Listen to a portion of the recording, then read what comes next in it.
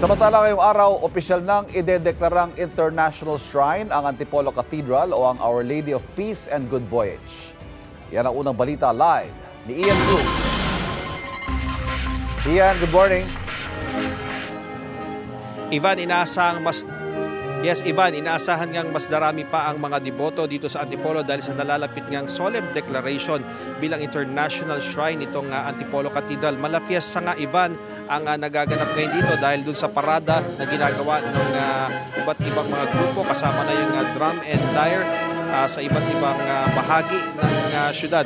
At Ivan, alas 8 mamaya ay inaasahan nga yung prosesyon ng Our Lady of Antipolo mula sa sacristy tungo sa harap ng katedral. Isasagawa sa patio ng katedral ang coronation rite. At pangungunahan ni Papa Nuncio Charles John Brown ang banal na misa kasama pa ang mga obispong Pilipino. Formal na naging International Shrine ng Antipolo Cathedral March 25 noong nakaraang taon. Mas kilala ito ngayon bilang International Shrine of Our Lady of Peace and Good Voyage.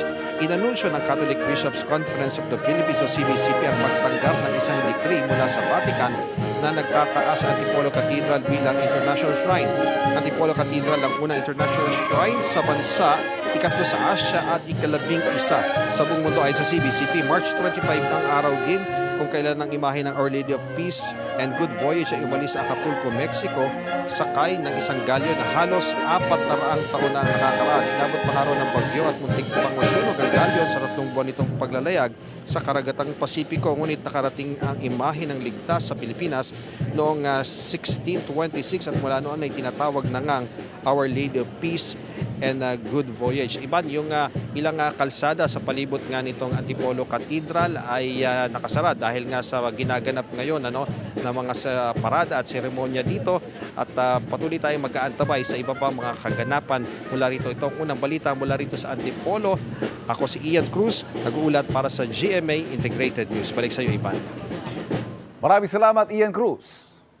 Kapuso, para laging una ka sa mga balita, bisitahin at mag-subscribe sa GMA Integrated News sa YouTube. Sa mga kapuso abroad, samahan nyo kami sa GMA Pinoy TV at sa www.gmanews.tv.